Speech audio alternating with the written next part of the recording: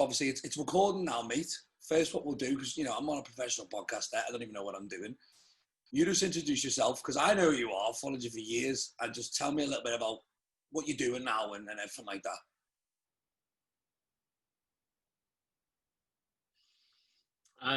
Are we going for real name or are we going for Instagram life name? I don't even know your real name. I know you as Arc Nutrition. We've only been friends for like 5 or 6 years. I don't even know your full fucking name, mate. I haven't even met you, mate. Fucking hell. Right, well, this is to educate both you and anybody that is listening to it. My full name is Andrew Keiller. My Instagram handle is Arc Nutrition. I'm an online coach. Started out, it was predominantly just bodybuilding. I actually started coaching 16 years ago. Went fully online back in 2014, 2015. And over the last 3 years, I've kind of moved a little bit more into the life coaching side of things. That's probably about 50% of my business at the moment. So what's life coaching, man? Life coaching, it's more mental health side of things. Okay. It's quite a wide array. It depends. I work with some people that have got issues with like disordered eating or eating disorders, as long as they're still under like review with the doctor, regular review with the doctor. All the way through to some people that just feel that they need a little bit more direction. You know, because one of the things that I was speaking about with a client the other day is the fact that everybody has a routine, even if you feel that you've got no routine. Yeah. Because you will just naturally gravitate and find a routine. It's just that some people have got really good, successful routines that help generate, you know, business, income, happiness, etc. And other people have got fucking awful routines, but we've all got them. So it can be as simple as that. It can be as simple as showing someone where they're going wrong. Yeah, because I've followed you for, I reckon, since I did a show, mate, 2014, I'm saying here, so I'm putting it out there. Yeah, I think it was, I remember I posted about you after you did that show. I remember posting about you. I've knew a long time, mate. I was telling Beck, I was like, I've knew this guy a long time. I've never met him, but he's my mate, you know what I mean? He's one of them guys that I don't actually know him, but he sound.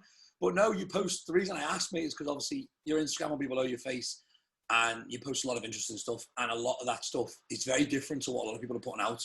And obviously it explains it with the life coach side of things, and your take on things is, it's not different. You're just obviously looking at issues that people clearly don't see and solving them. So I like that, you know, it's definitely something people should be looking at. Yeah, it just helps. It's, you know, I work with competitors. I have some clients that are competitors that also have a coach. So their coach will deal with the actual prep side, the nutrition, the training, supplements and all that shit. And I literally just coach them from a mindset perspective. Oh, wow. I mean, I always got told, and I always believe, America is 10 years ahead of the UK. And if you go over to America, everybody's got a sports psychologist. Like top athletes all have. We look at Conor McGregor with Tony Robbins, and there's just a list of names of people that's the big thing over there. And we aren't really there yet. So it's nice to be at the front of an industry, innit? Because, I mean, well, that's the thing.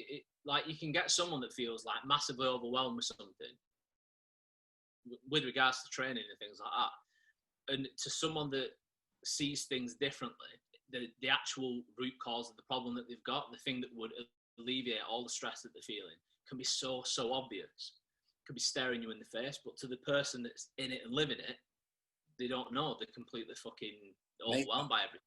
You know my story, mate. I've been there and I believe in it. I'd have said whatever 2 years ago, but when you realise that you won't wear a t-shirt outdoors and you'll only wear 2 jumpers stacked on top of each other because you think that you're not big enough to be seen, but don't see it at the time. Yeah, that's why I make a habit wearing the t-shirt now, man, because if I don't, I could end up getting sucked back into that weird-ass phase that I never seen, but it was damaging me, you know, so it's definitely valuable. So what do you think about, because I know we've got some mad topics, but I like talking to you. We talk all the time, and I just think we get some good information out there. What are you thinking about? I've seen Amelia Thompson. You follow Amelia Thompson, don't you? She put something out yesterday about a huge percentage of competitors in bodybuilding have a high correlation to, it wasn't mental disorders, but it was like really big issues that with eating and really big issues with self-perception. You think about that? Which is correct. Yeah. 100%. And the problem is that the way the industries have gone, that is right now a fact. I think 15 years ago, maybe even only 10 years ago, within the bodybuilding industry, that wouldn't have been true. Because I know it's that common stereotype, or bodybuilders are bodybuilders because they're insecure and they're fucking, they're trying to make up for it. But within a lot of competitive bodybuilders, especially back in the day when it was a lot more raw, you did it because you loved it. You didn't do it because you were a bit insecure. You did it because you fucking had a passion for it. Whereas the industry's morphed into this fucking wet flannel version of its former self that's just opened doors for people to come into it to try and compete that don't fucking belong, that haven't got the mental fortitude to actually undergo that process. And one thing that prep will do for you, if you've got any weaknesses in your character, in your mental strength, it will expose them like that, and it will exploit the fuck out of them. So if you've got slightly disordered eating and you go into a prep, whether it's bikini, whether it's fucking men's physique or anything else, it will get worse tenfold. And it can get worse during a prep. And then when you remove the restrictions and the structure of prep and put them into that post-show phase, all hell breaks loose. Oh, yeah, spot on. So that's one of the main problems. Yeah, and do you think... And, you get people that come in... Go on, mate. Go on. But we're like, by the way, for everyone watching, we're like BBC News here, I think. Where they have like a 5-second delay or something like that. So I'm sorry, I ever talk over you. I'm like, it'll probably be a bit like that. All I was going to say, mate, is we spoke about this, and I've had this opinion from tons of people because I just love asking questions, and it's exactly why I'm doing this. It's purely selfish. I just like listening and asking. And a lot of people, and it's a very harsh comment, but it's slightly fair, the standard of bodybuilding has slipped, because it did used to be a niche sport. It did used to be, if you're a bodybuilder, you're a bit of a weirdo. It wasn't cool. It wasn't something that people particularly looked at and went, oh, he's a bodybuilder. Like, you're a bit fringe. Do you know what I mean? And I think it has got so global that you are seeing a lot of people, whether, because I was a victim of it, I don't know whether it's because the standards dropped and people are going into these things and the whole world's just being turned upside down because they're not as good as they thought, or they were so convinced they worked so hard they should have got something from it, or I don't know. But I think you're very right, mate. Prep will take people, eat them up and spit them out, and it's doing it at a higher rate than ever. I mean, it's a completely unapologetic process as well. Because the prep doesn't give a fuck. Prep, like, you get ready for a show, there is what needs to be done, and that's it. And whether you can do it or not is on you. Whether you can do it and then survive doing it, that's a completely fucking different thing. Because I would coach a lot more people. I would coach a lot more female clients if I didn't give a shit about the mental health side of things. But I can't, in good conscience, take somebody on and put her through prep for a bikini or for any other female class, knowing that she's got an issue with being judged by other people. Knowing that that person's got issues with comparison and comparing themselves to other people, because it's like you're electing to put yourself in a position where that is the only thing that happens at the finish line. You literally stand on stage and you are judged whilst being compared to other people. And then those comparisons are videoed and photographed and watched by 100 people and then shared all over social media. So if it goes well, fantastic. You look great and everybody's buzzing. You get lots of you get lots of contacts and compliments and all the rest of it. If it goes wrong, that's just a big fucking hole that prep just goes, right, I'm done with you, and pushes them down. Yeah, bodybuilding is very unapologetic, mate. It's a good word for it, because like you said to me, and I actually used your quote with Matt yesterday, so I'm sorry in advance. I just came out and thought, oh, it's amazing. But when you said, you were like, I compete because I train. I don't train because I compete. And I think bodybuilding knows you nothing. A lot of people think it does. It quite literally, I mean, some of the best stats I've seen on Facebook have been people saying, we don't give a fuck if you're on the treadmill 3 hours a day. We don't give a fuck what you're doing in your training. We don't care how sore you are. This is just bodybuilding. And that is 80% what it is. Like you said. that's it. During prep last year, I had some people saying, "Oh, why don't you do like, why don't you show us what you eat and why don't you film some of your training?" I'm like, because A, I can't be asked, and B, nobody fucking cares. Nobody gives a fuck what I do in the fucking gym. You know what? Workouts can take long enough, and when you're busy and you need to get shit done, Yeah. I haven't got time to start fucking setting up my camera. Or, yeah, mate, can you just fucking film this set so I can fucking circle jerk with all my mates on fucking Instagram later? I've tried. 6 sets, bro. Fuck off. Yeah, I've tried the filming, and it's harder than it looks like. You will be in the gym a while, you know, setting the tripod up, making sure your angle's good. But I think that does perpetuate that thing again. Like, and you know, my views on social media, if I didn't need it for business, I probably wouldn't have it because I probably don't deal too well with it. Like, it's very difficult to put content out there and do it all and know full well. Like, you just get shown things you don't want to see, but you follow these. You create an environment for yourself that's just full of the things that you might not even like to see, and you're constantly exposed to it. Do you know what I mean? That's one of the reasons why I like Instagram above the other social media platforms, because I feel like controlling what you see is a lot more up to you. There is a lot more control on the user on Instagram, because if you unfollow someone and block them, unless somebody else that you follow has specifically shared something on their story and you see them in that way, you'd never see them again. And that is something that's one of the things that comes up regularly with clients on the life coaching side of things, and with prep clients as well. It's about that you're responsible for it.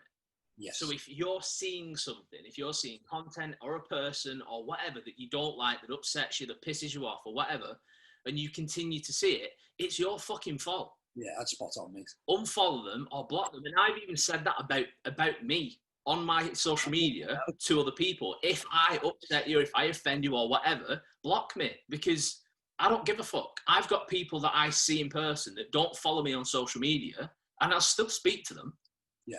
But people have got this weird thing like, oh, but if I unfollow him on social media, next time he sees me in fucking real life, he might ignore me. It's not that deep, mate. It's just a fucking follow. So, I mean, social media, I had this conversation with you. Has it been, it's been good for, but I can't ever bash it because I make my living basically from social media.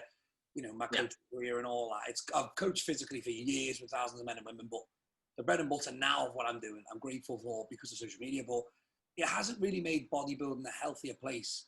And it hasn't made it, I don't think, a happier place. What would you say? Like, no. Would you think? Yeah. Well, as I was saying, off the back of what you said about what Amelia's posted, it's opened the door for more people to come in, because when it was niche, when it was weird, when being a bodybuilder was met with like, you're a what?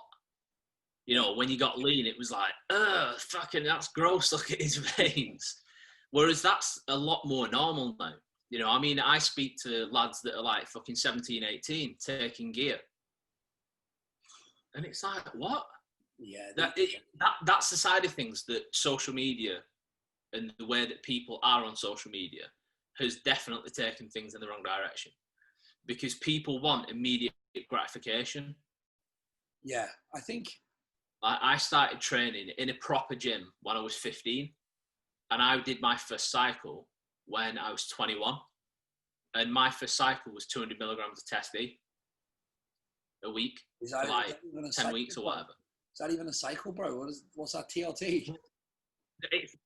It's not even fucking TRT these days. That people are just, oh yeah, I'm just cruising. All right, what, on 500 milligrams a week? I know people cruising on double, bro. This is the thing about social media again, and I like to think of myself as a fair person, like, and I'm going to say something now, and it's going to actually cover me, but I think social media has given a lot of people the opportunity, like you said, to get a dopamine rush, to feel like a bodybuilding champion, to feel like they are doing great things just by uploading photographs, not actually winning any accolades or putting themselves on stage. They're like a champion of Instagram, and I'm covering myself with that a little bit because I haven't competed in a long time, but I'm true to myself and I know what's going on in my head, so I don't need to stress about it. But it has allowed people to tap into that. And I mean, bodybuilding, back when I competed, to be fair, it happened then. You'd have your local gym, a lad would go there, the gym owner would go, you should compete, bro, you should compete, you're sick, you're savage. they've never been a show, they've not seen the standard, and they'll turn up 2 stone out of condition. I had them in my class, no offense to them, but they'll know that now. But they get their eye wiped, and they're like, holy shit. And it creates these, like you said, these mental issues that I think people really don't recover from too much. You know, they really get damaged by jumping into bodybuilding, thinking it's all a bit of fun, and it is, but it's actually very unforgiving, like you said, mate. I think a lot of people misconstrue it as an easy way to get a lot of attention. Yeah, it's fair. And I suppose on one hand it is, but it's not a good way to get consistent attention. Yeah. Because as you're going through a prep, I had it last year, as you're going through prep and people can see you getting leaner and leaner, they can see your face dropping in and stuff like that, more and more people will message you. So you're getting more comments on your pictures, you're getting more DMs of people just asking about you, like, how's your prep going, this, that, and the other, what supplements are you using, you know, gear and all the rest of that shit.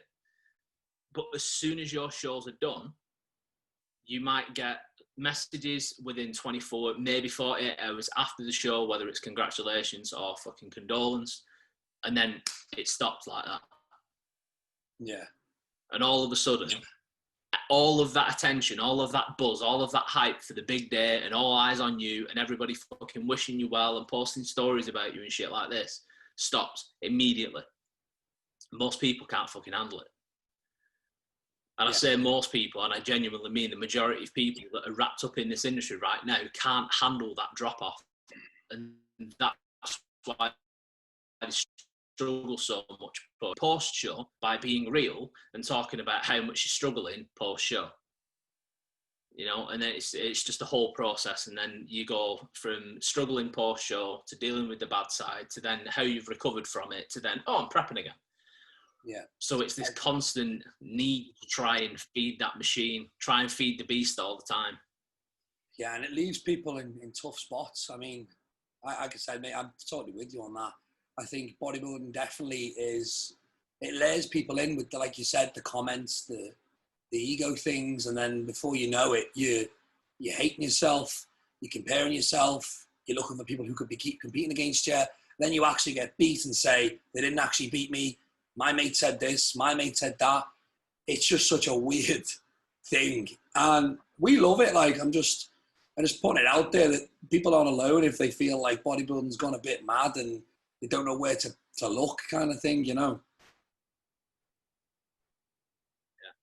I mean, if you think about it, even like back in the 90s for me, 90s up to probably the early 2000s, still the best bodybuilders that we've ever had. Yeah. And they were never seen except for in the magazines when they'd been on stage. And even then, you used to find out over here what had happened in the Olympia fucking 2-3 months later.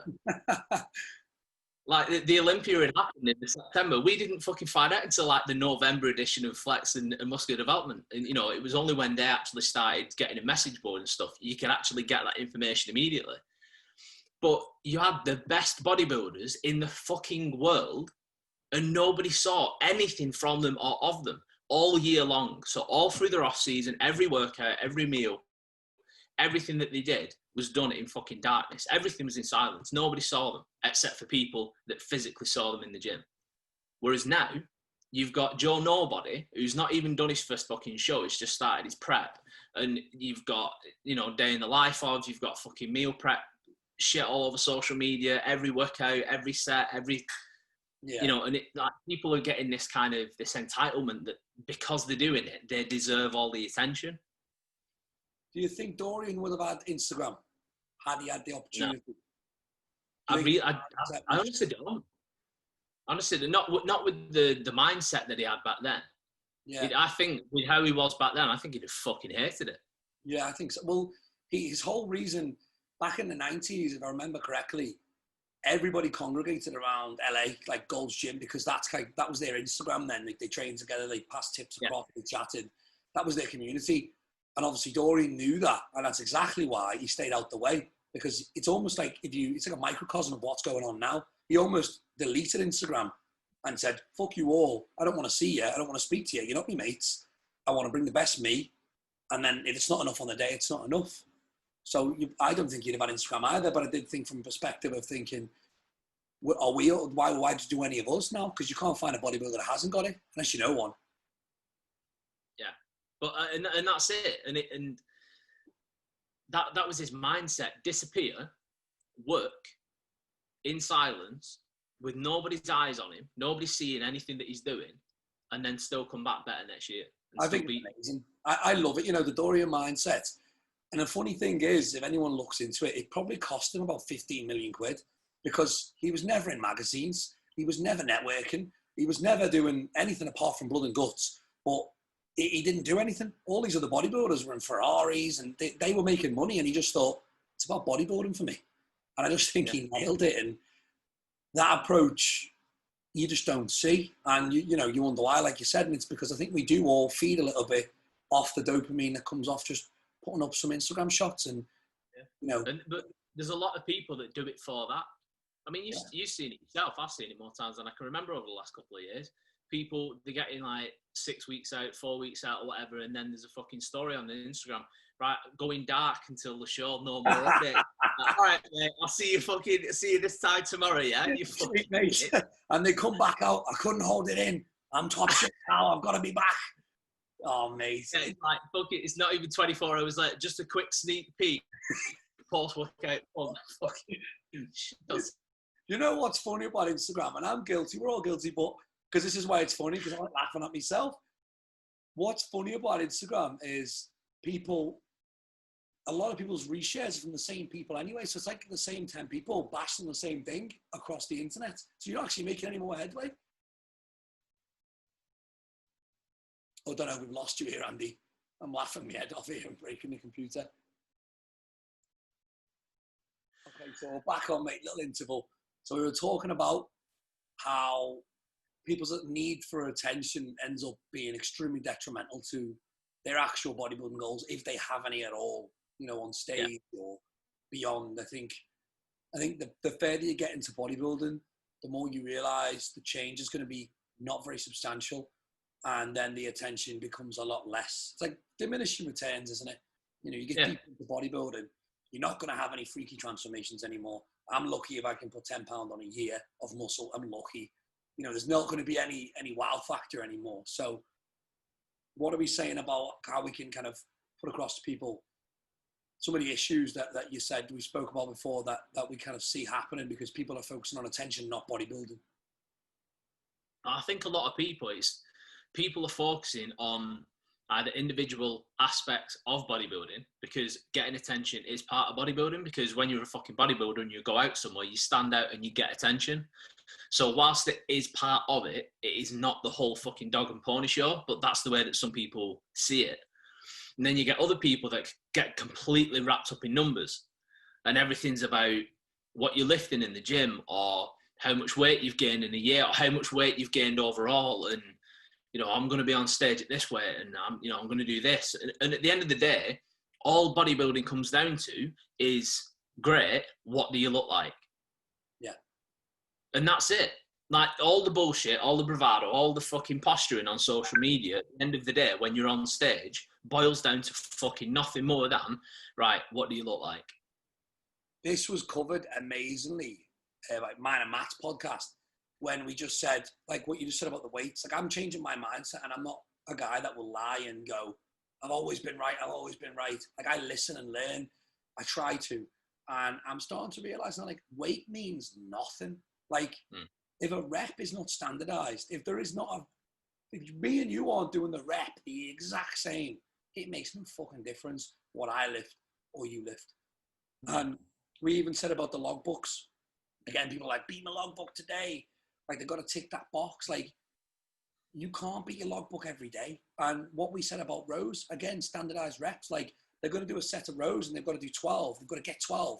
They get to 6 and they're here. And then they're like, shit, I got to do 12. So the back comes out, the body starts rocking. They're variables that can't be managed or measured.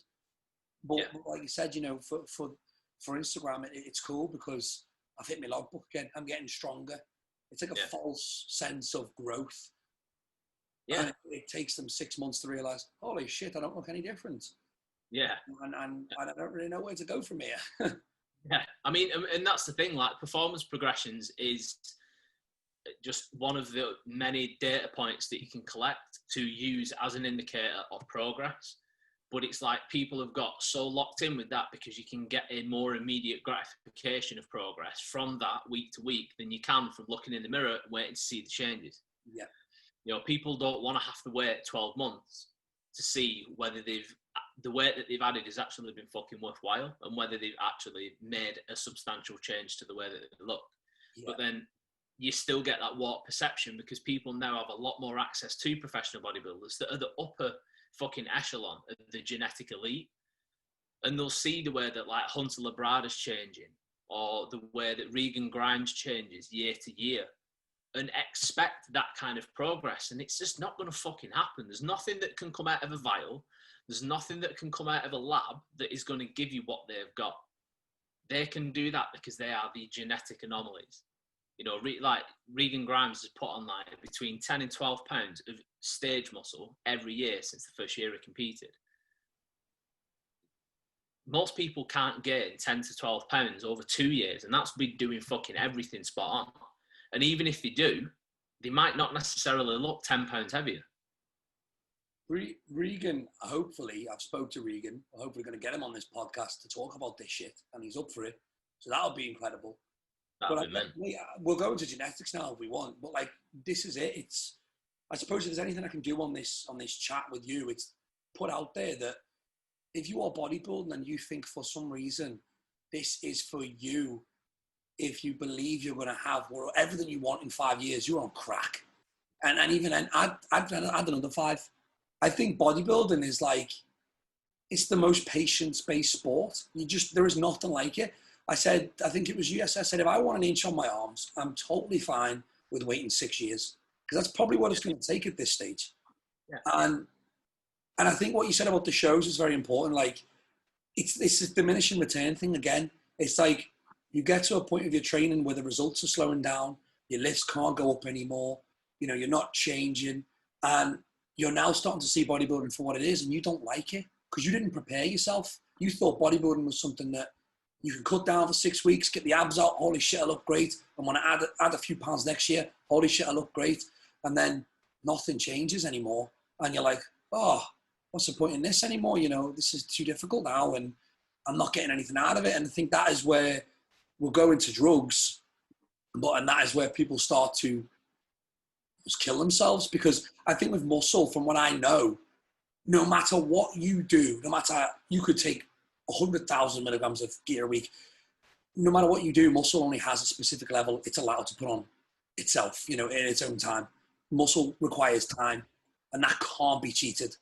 You know, there's no way you just can't. The physiological adaptations, muscle, some people say, grows at a gram a week, and that's the most you can get with a perfect session every time, no matter what you're doing, what you're eating. So a lot of it just comes down to time, and people just aren't really expecting that. And I guess if there's something I could say, it would be that, like, expect it to take forever, because as soon as that reality hits you, you're in trouble. Yeah. I mean, that's it. It's all about managing expectations. I was speaking with one of my friends yesterday, the day before, and I was voice noting, and I was talking about the fact that the disappointment that people feel 99% of the time is self-imposed, because it's the expectations that they've put in place that have led to that disappointment.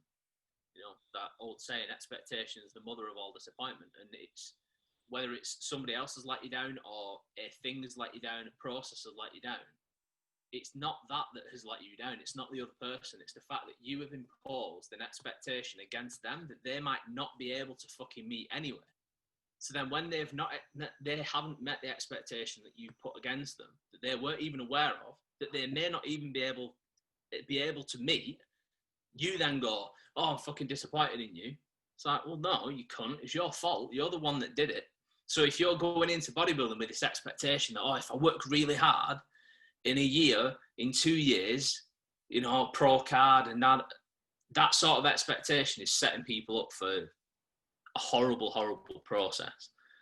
You know, I mean, I'm 34 now, and people ask me, oh, will you compete again? I always say, yeah. But the reason why isn't because I'm like, yeah, because I'm going to do this and I'm going to do that and I'm going to try and get my pro card. It's because I fucking love doing it. I love the process. I love prep all the way through, even when it gets really difficult at the end. I just love the whole thing. I love the way that your body changes. I love the mental struggle of it. Everything. There's nothing about it that I don't love. And then on show day, I love sharing that environment with my friends, being on stage with some of them and, you know, chatting with them backstage and catching up with people that you don't see throughout the year. So it's a whole process for me. And then afterwards, I'm fine. I go back to eating normally. My head doesn't fall off. I don't need the attention. And I just carry on training as I have been because I love doing it. Yeah. I don't get that, oh, I'm struggling now because I've nothing to work towards. Fine. For me, it's just another session that I know that I'm going to enjoy doing. Therefore, I go and do it. Yeah, I think that's where it comes from. What you said what we spoke about, I said, you know, with regards to training to compete instead of competing because I train. Yeah. That's it. If you were the other way around, if you only train because you compete, you are going to suffer. You're going to suffer because you're doing it for the wrong reasons. I was going to say that the big difficulty I have in terms of like attitude, I'm trying to change a lot of it now. And one of the big things I really thought about is kind of what you're saying, mate, because I know this is your field more than anything really. Because a lot of people are very weak on self-perception and how to structure their mindset and how to structure expectation so that it can be not only met, but if it isn't met, you're okay.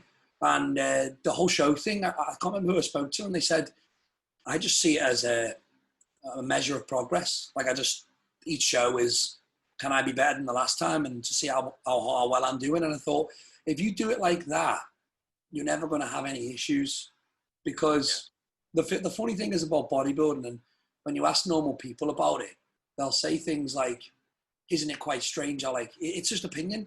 Like, it's just 5 fellas deciding who's the best bodied fella on the stage. It's not, there isn't that much to it, if you know what I mean. So it's very, and I'm not talking about politics here. I'm just saying I might like Ferraris more than you like Lamborghinis, and that's just sometimes how it goes. So if you set your expectation on, I need to win this show, I need to be the best, I need to be the best, you could easily just be met with a bunch of people that just don't like your body. Whether you are the most shredded or the most muscular, you just don't have the waist that they want to see. And obviously this, in my opinion, happens a lot more in bikini. It happens in men's physique. I don't even know what the fuck they're looking at in men's physique. I just wouldn't even know. Like women bikini, I don't even know how the girls can motivate themselves to get on that stage and believe fully that the best girl wins, because I don't even know how they do it.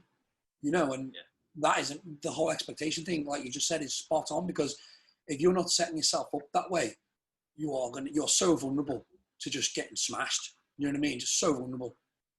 Yeah. And that's it. And it's that vulnerability that people have got and they're either not self-aware enough to acknowledge and then change, or they just try to ignore it and cover it up with something else. Yeah. But a lot of it. That's another point. How you said then, you know, you might not have the waist that they're looking for. You can't change that. Like I said for years, you don't choose bodybuilding, it chooses you. You have either got what it needs or you've not. You know, people say to me when I'm getting lean, I have a really small waist and a thick chest. People are like, oh, how do you get that V-tape? It's just like, my skeleton? I don't know. That's what it comes down to. I'm training with a belt on, buy my ebook. But it's like you with the width of your shoulders. Someone said to you, oh, Ty, how do you get your shoulders so wide? I'm like, I'm just wide. And yeah, you've got big delts, but you've always been fucking wide. Someone that's got gargantuan legs, it's because that's their genetic predisposition to having massive legs. You know, there's a huge genetic element to bodybuilding, and that is another thing. You will get people that will relentlessly pursue a look, a physique, a title that they might just not be genetically capable of winning. They might not be genetically capable of producing. Let's go into genetics a little bit then, mate, because we had a good conversation about this last week. I made a few points about it because I just feel like it's such a vague explanation a lot of the time. And you know what they say about excuses, they're just well-planned lies. And a lot of the whole pro arguments with like, don't listen to the pros, they're this and that, they're genetic freaks. And I just don't think that washes with me. And I said it to you, and I was like, I just don't see how it does. Because if you look at Big Ramy in his before photos, you could go find any pro. Look at Arnold, any pro. They never had anything poking them to bodybuild. Myself included, I started out at 9 stone, and I wasn't very wide. And I just think, although the genetics might become apparent, I think genetics are they're hidden, and they're never going to just give you anything. You know, because a lot of people used to say to me, oh yeah, you can just look at weights and you'll grow. And I used to kind of laugh thinking, yeah, that's cool. And then I thought about it and thought, you cheeky bastard, I'm eating 6,000 calories a day, which to be honest, most people can't do. You just can't do it. Consistently, they haven't got the fortitude to get their head in a meal and eat it. Or they have a job that's too busy. And I was eating 6,000 calories a day, and I was lifting more weight than everybody else. And I was thinking, I might have genetics, but at the same time, I'm fucking doing things right here. Like, I'm doing the right things, and people saying that aren't. You know, so I think, what do you think about genetics? I know you said they obviously exist, but do you think it's a valid reason to not be listening to pros, or do you think it's a valid reason for people on Instagram? Because say, Andy, you say to a kid on Instagram, listen, mate, you've been training 6 years, you're 10 stone, you're still telling everyone they're chatting shit because you know better than everybody, because you're doing all these banded movements and all these things on the internet. But what do you say to them if they turn around and go, yeah, but Andy, it's just genetics, innit? I can't get big. It's just genetics. I'm training as harder than anyone. You know, I've got work ethic, but it's just genetics. The thing is, it's a spectrum because there will be people out there that are like that genuinely are training incredibly hard. They are meticulous with the nutrition, with the supplements, with the gear, with everything, every box that needs to be ticked. They're ticking it day in, day out. And the amount of progress that they make is minimal because that is just the way that they make. And then you get other people that can run at like 60, 70%, and they still make great progress, even though they are not close to the 100% mark. And if they were, then the progress that they would make would be absolutely ridiculous. But just because someone has a genetic advantage doesn't negate what they tell you as far as what they've done that has helped them grow. You know, because some people say, yeah, but you know, the pros, they've got the genetics, they could train anywhere they wanted to, they can eat anything they want, and they would still be that big. So I don't believe that for a second. Yeah.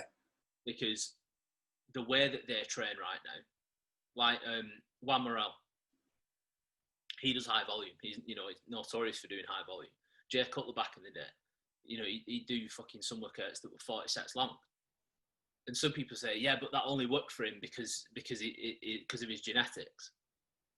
But then you'll get those same people that will promote HIIT and use Dorian Yates as a measuring stick for it and say, yeah, it's brilliant for everybody because Dorian had shit genetics, but look at how big he got.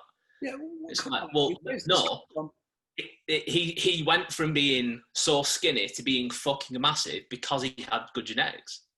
Yeah, like and everything else. Genetics? Hey? Where's it come from, Dorian Yates had shitty genetics? Because I hear it all the time and I'm like, what? I think it's just because he started off thin. So because he didn't look like a bodybuilder before he'd ever lifted a weight, apparently that means that he's got weak genetics. Flex Wheeler was like fucking 110 pounds or something before he started. He was like 50 kilos. My arm, mate, of bodybuilders. Look at Big Ramy. That starts off skinny. Genetics aren't, I think people get confused. Genetics aren't like you're already pre-built without touching a weight and you're already ready to bodybuild. It's not the case. It's probably a collection of your DNA, a collection of myostatin, things that we aren't even 100% sure of as humans yet, that just allow muscle fibers to grow and extend beyond ranges as us can't achieve. I think personally, my opinion is everyone can get big. I think everybody can get within reason, they can get big. Not by big, I don't mean pro, but I think everyone can get some muscle on them. Everybody can get bigger. Yeah, but where genetics come in. But not necessarily big. Yeah, I suppose my definition of big is probably going to be quite skewed. But I mean, everybody can look like they train. Everybody can look like an MMA fighter, for example. Yeah, but the difference with genetics is after you put 5 years of graft in, you've still got 10 years of growing. Whereas most people, they might just be stuck at a pound a year if they're lucky for the rest of their life. Do you know what I mean? Yeah. But that is a question only somebody can answer after they have done everything relentlessly. I think saying genetics before you've even fucking retired or before you've even finished you're finished in the mind. Because how can you apply yourself if you think the only difference between you and this other guy is he's born for it, you're not, you know? Well, people use it to explain away why somebody else is better at something than they are. Yeah. You know, people do it with business. See someone that's got a big business and it's luck, it's who he knows, you know, rich parents, or it's this, or it's that. There's always another reason other than he's worked 100 hours a week for, you know, fucking years behind the scenes where nobody knew anything about them, and then the business has grown.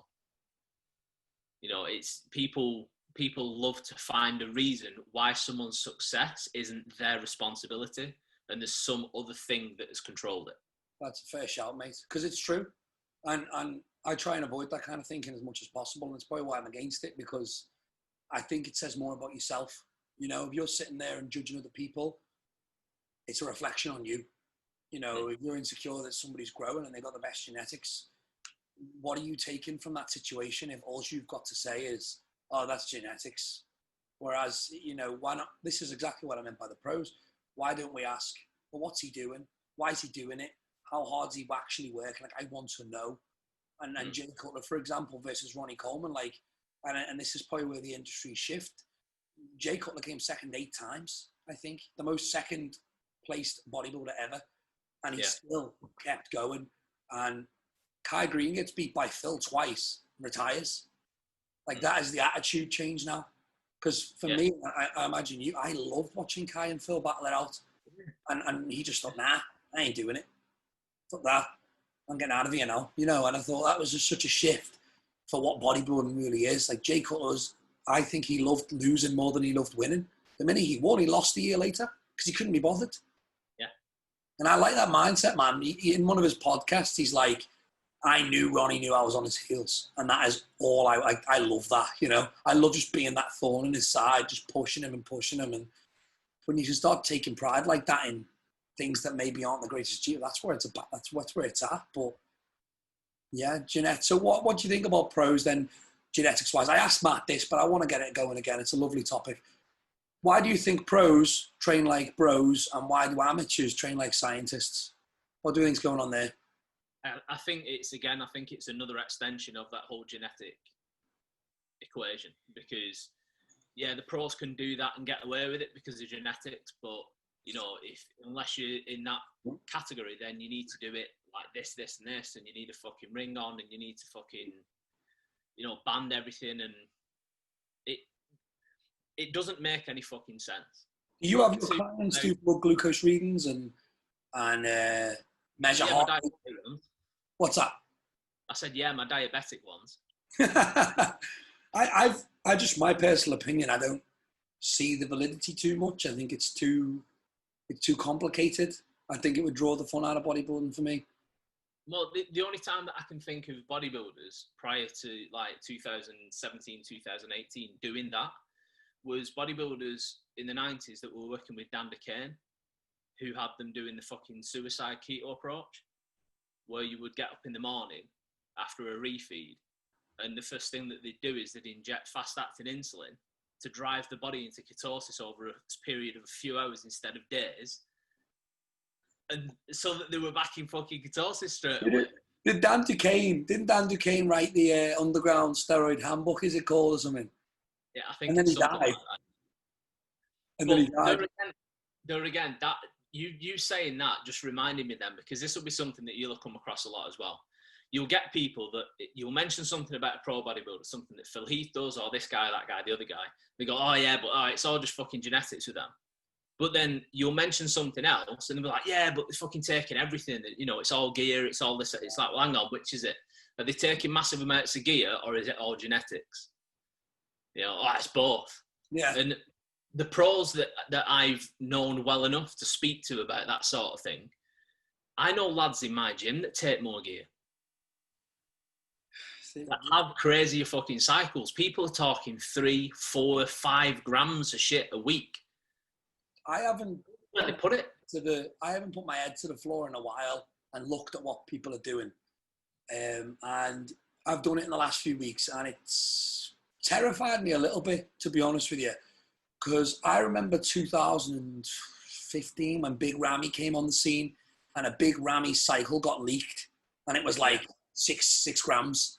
And I remember reading it going, not a fucking chance any human being is doing that. Like, I wouldn't believe it. I was like, I can't see why a human being would do that to themselves in them quantities. Because obviously anyone watching who understands this, you'll understand what we're saying. You just wouldn't, you would be a human experiment. But I now know, like, full 100% amateurs that are nearly touching that. Yeah. And I couldn't believe it, mate. I really couldn't. And it's opened my eyes a little bit. And I don't really know what direction the industry's going in because of that. I think I love training. I love dieting. I'm quite passionate about them. I'm not passionate about anabolic steroids. I'm not. I don't. I think it's a bit minging. I'm not particularly proud of it. And I just couldn't see why. That would be the last thing I would ever change. You know, I would try every training style. I would try eating more food than ever. I would try everything before going, okay, time to triple everything. Because, you know, I just think that you are asking for death. And that is just, I get my bloods done, but I was quite naive and thought, sub a gram, you're doing damage. I don't think you are now when you look at what some of the shit people are doing out there. You know what? Now you mentioned that, I think that has been part of a shift, because health within bodybuilding has actually become more of a discussed topic, and it's being seen as more important, which it is.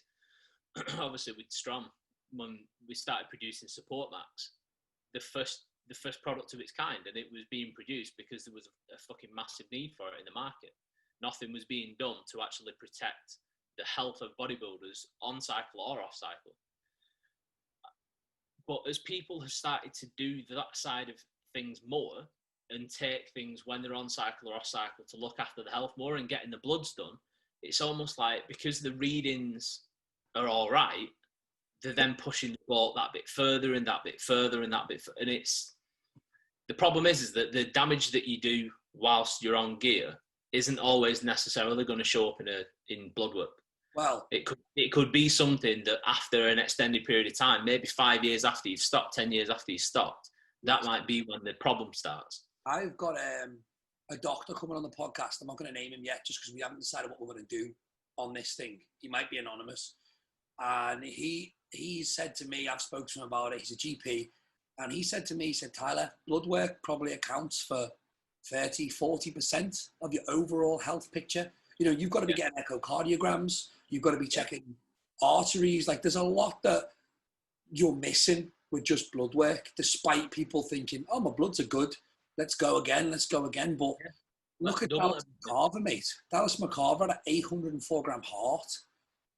It's like, that shit happens. It's real. It is genuinely real. And I like to forget about it, but I just would be so embarrassed dying just to be a big muscly man. Do you know what I mean? Like, some of the cycles I am hearing, and a lot of people don't talk about it, and it's been very private. Like you said, you couldn't get a pro cycle 10 years ago.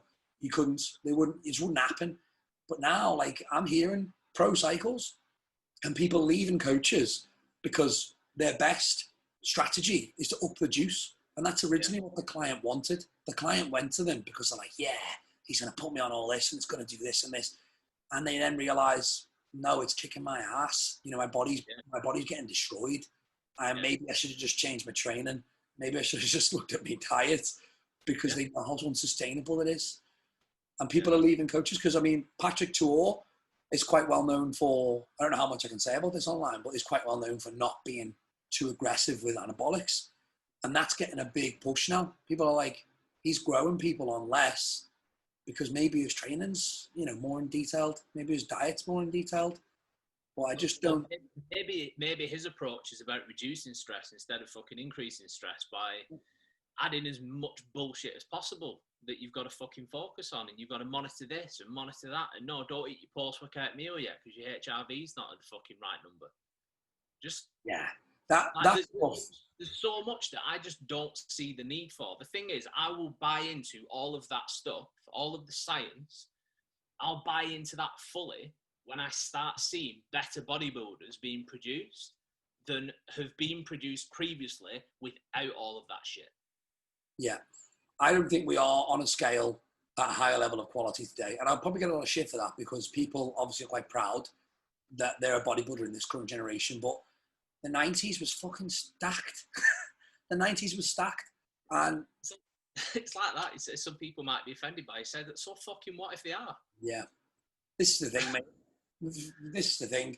People are, when the greatest people in the industry currently aren't being, there isn't kind of a lot of opinions, that's a problem. You know, that's a problem. So that's exactly why this exists, because I'm like, fuck it, let's just get some info out there, talk about it with some intelligent people. And I do think the gear's out of control. I think if you've got a client that's not a professional winning shows on 5 grams, 4 grams of gear, you are fucking nuts. That's just my shout. Whether you're killing yourself for bodybuilding and you love it, I respect that.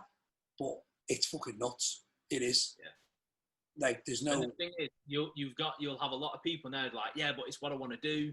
You know, I'm dedicating my life to it, and blah blah blah. It's like, right, that's brilliant, and that's the way that you think now. And you might think that taking potentially 10 years off your life for the pursuit of bodybuilding is worth it. But I've both experienced it personally, and I've seen it time and time and time again in friends when they've had children. Your perspective on life shifts fucking so much in an instant, because all of a sudden you go from being like, right, I'm living for me, my dreams, my goals, whatever, to having this little pink thing that all of a sudden is just the most important thing in the fucking world to you. And then what you want for you changes. And you will have people that are then be like, fuck, I wonder how much I've actually damaged my health. Yeah. Is it worth it? Because I can tell you now that it wouldn't be. Yeah, well, especially when you think about it, and I honestly, call me what you want, again, anybody watching, but I don't think Phil Heath's even using that. Like, I'm just going to say, I just don't believe it. I feel like he's a businessman. He's intelligent. He's not being reckless. He's not got a point to prove. It would make no sense for you to purposefully reduce your lifespan by making that your sole catalyst for growth. Like, I just think you can do more with less. And like we know about androgen receptors. It's true. You know, they are sponges, maybe genetically determined by size, but you have a sponge basically, and that's only going to suck up as much as it can. The rest is waste. Yeah.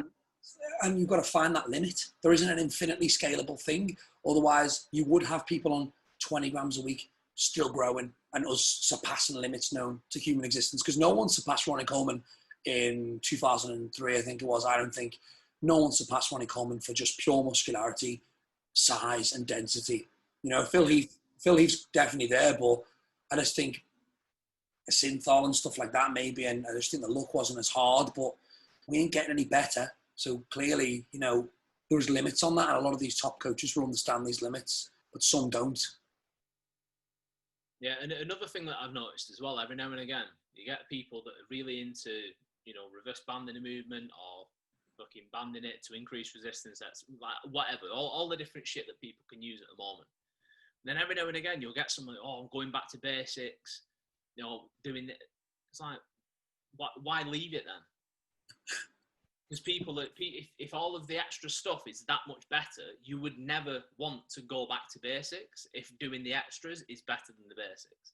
Yeah. Or you'll see people post a video where they've got a PB, and in the caption, now it's time to focus on cleaning up the reps.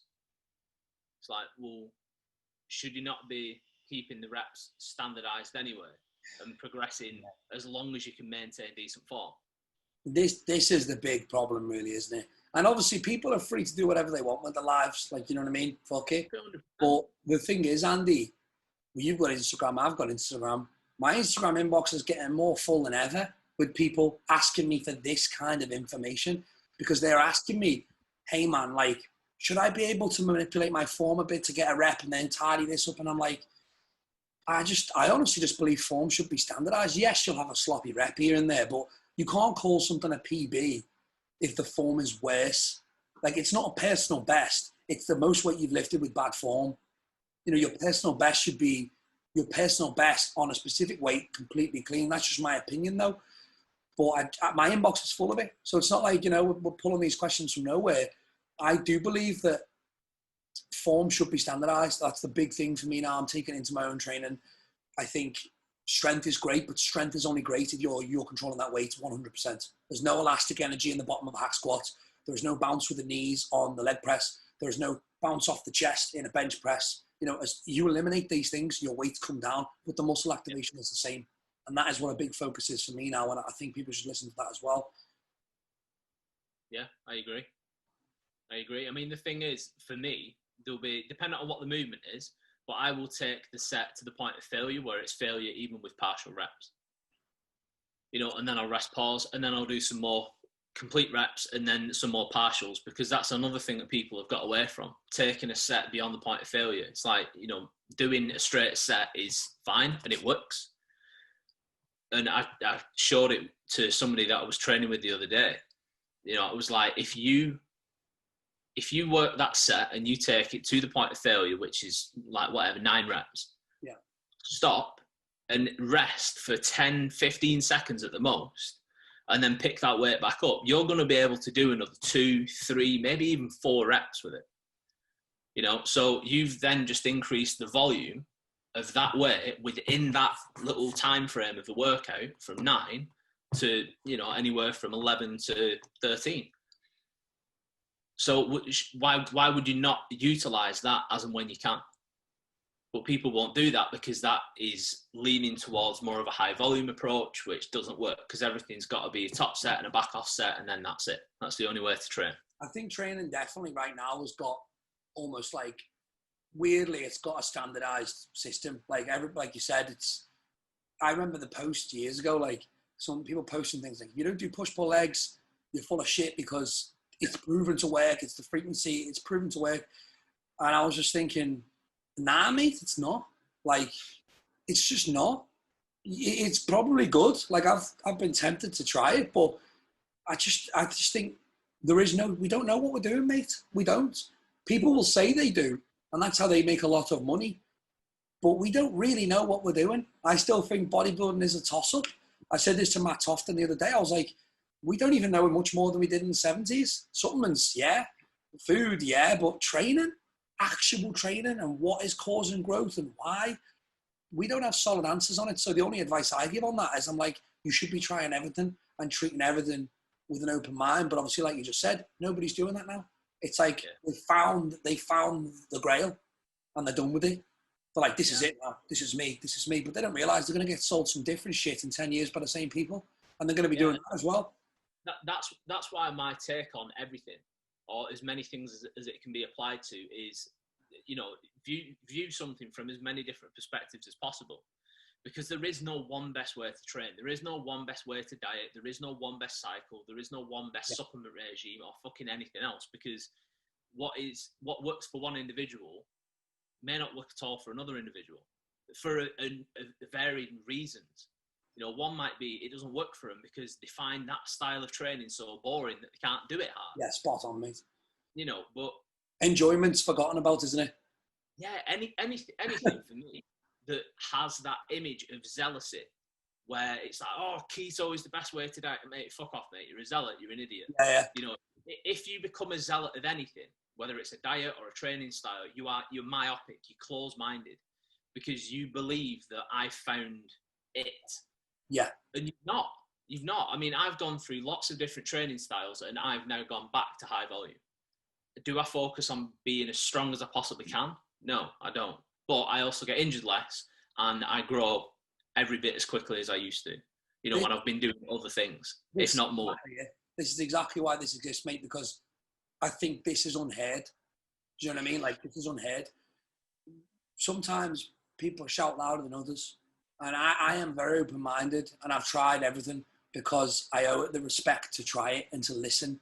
And then, like you said, the minute you're a zealot, the minute you are so certain that you're correct, is the most vulnerable point in your life, because you're just ignoring everything for the sake of you're done, you're finished. And unless you're Mr. Olympia, you're probably the only guy in the world that can say that. Like, nobody else can say that. Doesn't matter how good you are, you know, you can't be a zealot about things. And that is the only issue. That's why I'm enjoying these videos, because we're just talking about things that people don't want to talk about anymore, because either they're scared they're going to be slammed down on by zealots, or they're worried that maybe they're not even right in the first place. There's no studies to suggest any of the shit's working these days. We don't know nothing. We don't know. I mean, The thing is, though, again, even if there was a fucking raft of scientific studies that showed that you could gain ever so slightly more muscle, the thing for me is, all right, is it producing better bodybuilders? Yes. Because at the end of the day, that's all that fucking matters. Is the finished article that's on stage overall average to a better standard now than it was 20, 30 years ago? At the moment, it's not. You know, I mean, I think Bodybuilding Archives, a page on Instagram, posted 2 pictures yesterday from a pro show from the 90s. And you had, who did you have in it? You had Kevin Leveroni, Chris Cormier, Charles Claremont, Sean Ray, wow. You know, and a few others from that time. And every single one of them looked better than 98% of people that are active right now. Would walk into most pro shows and fucking walk for everybody. The weird thing is about bodybuilding now, there is probably 25 big guys, like pros. There's probably 25, you know, like you said, Juan Morel and, you know, all those kind of guys, the more unknown bodybuilders are still really good. Outside of that, like you said, the 90s guys would probably still be sweeping up. You know, Charles Clemente and even people like, you know, Bertil Fox before he became a murderer. Like, these people are literally, these people were just as thick and as dense as anyone we've got. You know what I mean? Yeah. I had to use Bertil fucking Fox, didn't I? Oh, man. I'll use Craig Titus next. Yeah, I was just about to mention him. But there's a perfect example. Tom Prince, right? The video that I shared not long ago of Tom Prince, the amount of people that messaged me like, who the fuck is that? Yeah. Like, Tom Prince is one of the fucking best bodybuilders that there ever was. And it's like, let me blow your fucking brains out a little bit more. In that video, he was an amateur. He wasn't pro yet. Did Tom Prince ever turn pro? Yeah. Obviously, Jay Cutler beat Tom Prince, didn't he, in the juniors in the States? Yeah. But I mean, that's the standard, man. Fucking Jay Cutler is beating you, and he goes on to win Olympias. Like, who else? I mean, Tom Prince did become pro, and he did well, and he looked fucking incredible. Like, his side shots were freaky. Like, really fucking freaky. Yeah, he's incredible. But, you know, again, same thing. They all just did high volume. They weren't bothered about who was the strongest. The ego wasn't about that. It was about what you look like on stage and who has got that title. I think the training systems may come back full circle, to be honest. I think after speaking to Matt, and Matt's been an athlete with many big companies, and he's like, listen, mate, everybody's smashed to bits on this pure strength stuff. They're all broken. And I said, you know, the way you look at it is you've got to say, well, that's not good for a longevity of a bodybuilder's career.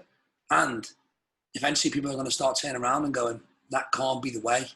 Because like you said, unless we were better, there's no reason to continue with this current kind of, unless we're better than the 90s, then we can't say this is even worth doing. You know, if you're getting broken up and battered and you're still an amazing bodybuilder and you're best in the 90s, that makes sense. But if you're still not producing, if physiques still aren't getting on stage that are better than they have been 20 years ago, and people are broken and smashed to bits, that's not right. Yeah, that's not progress. That's a clear regression. Yeah, it's regression. I mean, the nutrition side of things. I mean, I think that doesn't get explored too much. I think I listen to a lot of Dr. Rhonda Patrick, and she's very big on the gut microbiome and stuff. And I think, are we ignoring nutrition a bit now because Inefficient Macros came out in 2014?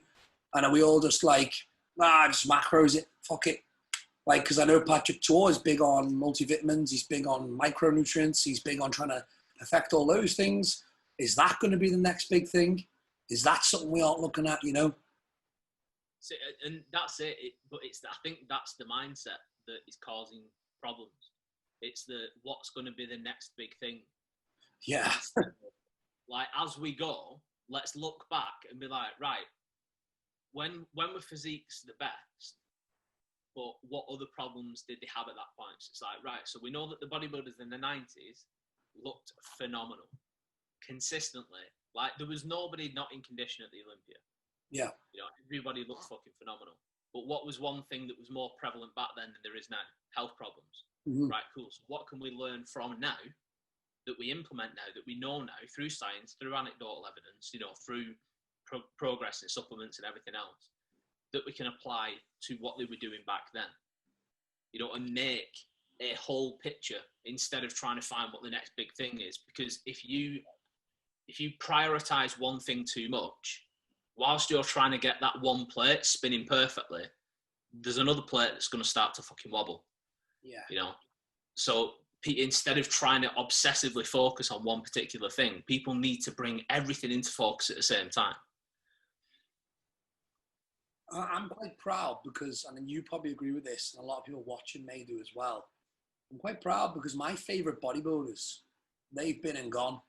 And what makes me happy about that is I might not look like him, but the point is I've got access to everything they have.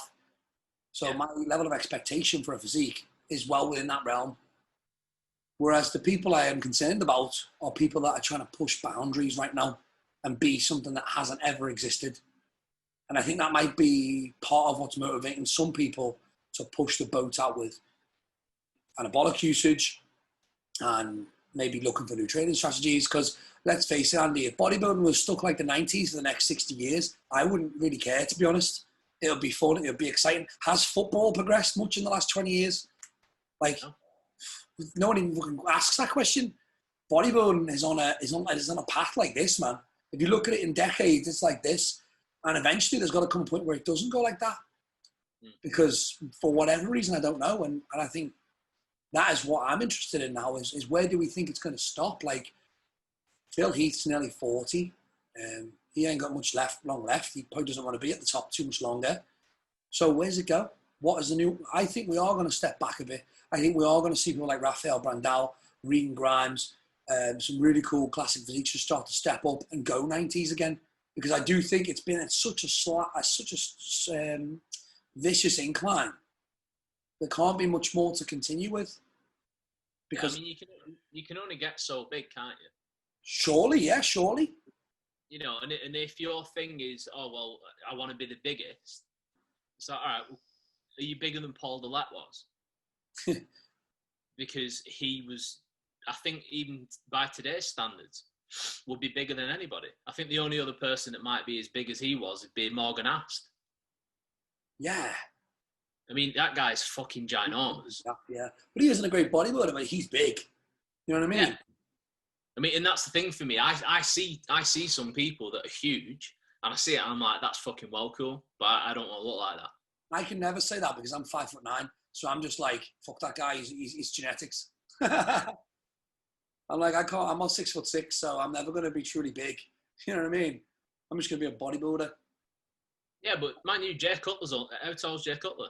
He's about my height, maybe a little shorter than my height. Yeah. So there you go. Well, let's put that out there. Bodybuilders are bad height frauds. I'm genuinely 5'9", and I've met, because I'm a big fanboy of bodybuilding, and we all are, but I've met pretty much everyone. I've trained with Phil Heath one-on-one. I've trained, not trained with Jay Cutler. I've done a podcast with Jay Cutler, basically. I videoed him. It's on YouTube. And they're all short. Kevin Levrone is a little taller than me, and he claimed 5'11". Ronnie Coleman is about my height. He claimed 5'11" or 6 foot at one point. So what is that about? Have you ever seen the picture of Phil Heath with The Rock? And you're like... train as much as you want, but The Rock is still bigger than Phil Heath. I'm like, oh, he's so right. The Rock's just standing there like this. And obviously he's not, The Rock's not massive because he's so tall and filled out. Phil Heath looks a bit crap, and I'm like, damn it. For fuck's sake. Yeah, I mean, that was the thing with Paul Dillette. I think he was a legitimate 6'2". Yeah, so he was a fucking monster of a guy. Well, Lou Ferrigno was 6'5", and I think he would still cause problems for people on stage right now. Because you look at, what's his name, Josh Maley, the Viking.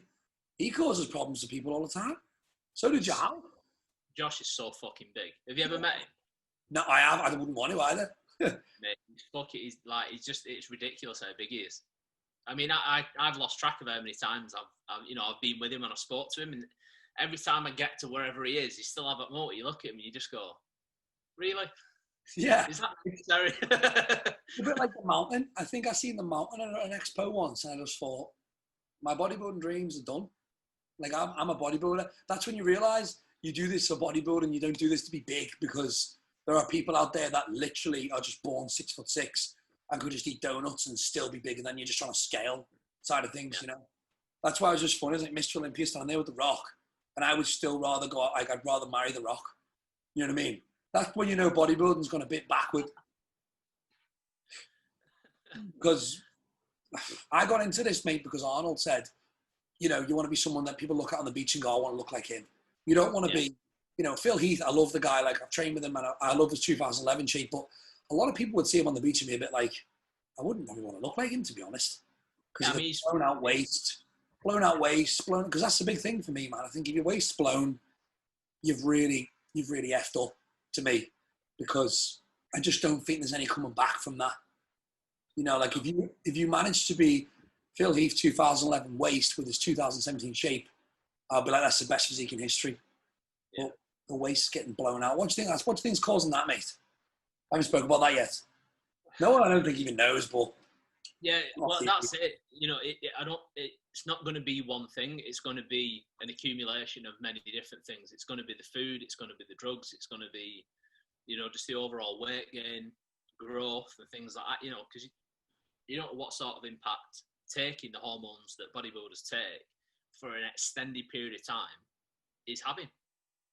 You know, inside, organ size and shit like that. I've seen a picture of Nick, what's his name? Nick Walker. That guy who's turned into like an absolute monster truck. He's got all the veins in his calf. Yeah, I know what you mean, yeah. I've seen his before and after, and I looked at it and thought, wow, look at his waist. His waist blown up. But what it looked like to me was his obliques and his abs had just become super muscular. And I was thinking, maybe it's actually down to dosages. Maybe like all this test, they're that anabolic. Their body's turning a muscle like the abdominals and obliques into these thick slabs. And I was like, that's possible. And then I was like, you know. For some maybe, but some of them you can tell that it's that distension where it looks like it's coming from the inside as if the abdominal wall's being pushed out. You know, instead of them being stood and the waist is still relatively tight, but thick, and the muscle looks thick. People can say what they want, but I think it's insulin, really. And obviously growth hormone. I think it's insulin. I think it's insulin and mass amounts of food in the off season, because your stomach obviously grows to accommodate more food. It's a simple fact. And the thing what people forget is, and this is a good example just because I've listened to this, James Hollinshead, I think, was competing. His latest win, he was on maybe 3,700 calories on show day. And that was his prep diet. And what a lot of people don't understand there, is it's like, that's a lot of food to be on. You know what? James is a perfect example to use for, like, what I refer to and what we have referred to previously when we've spoken to as proper bodybuilding. Yeah. Like, I remember when James turned pro, there was even people that said at that point, like, oh yeah, but you know, he's not going to be able to do anything because he's already maxed out, as if he was as big as he was going to be able to get. But people did it with Phil Heath when he first turned pro. You know, they were like, when he hit like 2008 Ironman, people were like, oh yeah, but he's maxed his physique out, he can't get that much bigger. And James is just stay consistent, do it as he says, do the necessary. He just does the necessary day after fucking day because he loves doing it. He trains hard, he trains heavy, but he doesn't train with the focus of just being able to move the most weight from A to B. Yeah. It's how he moves it from A to B and how many times he can move it from A to B to get the most out of it. And look at him now. He's just fucking mutated. He looks insane. He's a great example, mate. I listened to both his podcasts and I was like, this is a cool guy, because I try and emulate this myself. Like, if I don't know an answer, I'll happily say I don't know. And he's quite honest and says, listen, I've changed my training style. I've changed this, I've changed that. And I just thought he looks so good. And I was like, like you said about the whole people saying shit, like, again, it's fucking lucky we have people like James and even Phil Heath, that people were so adamant, even in like FlexMac, they were adamant. He's too narrow. Phil Heath was too narrow. He hasn't got enough clavicle size to house any more tissue. You know, with James, like you said, you know, he's maxed. I've heard all sorts of shit, and I'm thinking it's good that these people carried on, because again, it comes under that genetics bracket, doesn't it? It's just like, yeah, he's done now. He's maxed, isn't he? No, clearly not. Yeah, Exactly. And that's, I mean, if you look at the progress that James made over the last like 2 years, it's fucking mind blowing. You know, and as we said earlier in the conversation, you get to a point where you reach that point of diminishing returns. The actual potential that you can grow in any given time period will begin to diminish as time goes on, because you're getting closer and closer to your limit. So I just think, how much bigger could James actually get if he wanted to, if he's still growing that fast now? Well, time. I mean, what I listened to in his podcast, he was like, when I think he joined Patrick 2HOURS in 3 years ago, maybe. And I just thought it was so fascinating that, because we've had this conversation, like I coach, you coach, and it's not easy, but if you get the right clients, you can get an incredible transformation. You know, if they want to work hard, they're genetically a bit more predisposed, and, you know, the variables line up, you can transform them. Yeah. But to take a pro and fucking transform a pro, like that's special, because this guy probably knows more than most coaches anyway, and you think he's not applying it, you know. So I just thought, when he's transformed as a pro, I was like, obviously I've got to watch what this guy's doing, because these are the people we should be emulating. Like I usually say, like, weirdly, you've got people on anabolic steroids emulating naturals. Although naturals are great, it's like they're not respecting their fellow, they're not respecting the industry. I just think people don't respect the big guys anymore. They seem to think like the bigger you are, the easier it's been for you. It's just a strange mentality, but it's very prevalent. Yeah, it is. But I think bodybuilding overall, I just don't think it's improving at the moment. I think there's too much focus on bullshit instead of basics. Yeah. I mean, the basics are called the basics for a fucking reason. It's the shit that always works. It doesn't matter how far into the future you get. If you give somebody enough food and a barbell and a bench, you could build a fucking great physique. Yeah. You don't need fancy machines. You don't need to ban shit. You don't need to do, you know, the X, Y, and Zs. If you find the way to perform any given movement in the way that is best for your body, then the thing is that that's another thing as well. Standardizing a rep, as we were talking about before, you've got to think of that for an individual, not overall. Because the way that someone, me, I'm 5'7", so someone that's doing an exercise that's 5'7", couldn't be performed in the same way as someone that's 6'4". Yeah. Limb length's different, muscle insertion's different, the way the body moves is going to be different. So you've got to find what works specifically best for you. But you get people that have got this obsession at the moment with emulating the form, the technique that somebody that they like uses. And it might be completely wrong for them. Completely wrong. And I don't see how that's benefiting either people that are just getting started or people that are trying to climb to the top. There's definitely a lot of cults. I don't like using the word, but there's a lot of cults, because even the people who are running these cults would probably say it's a cult. You know, if you put something out there and then the day later you got loads of people tagging you doing it, first things first, why the fuck are these people changing their programs overnight?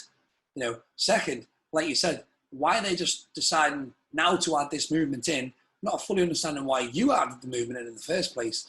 You know, I think what more people should be doing is a program, and a program that will last for years. Like, I don't think anybody realizes, to get the best out of a program, you don't just give it a go for 6 weeks. You don't give it a blast. You've got to put a year into it or two to see truly what it's doing for you.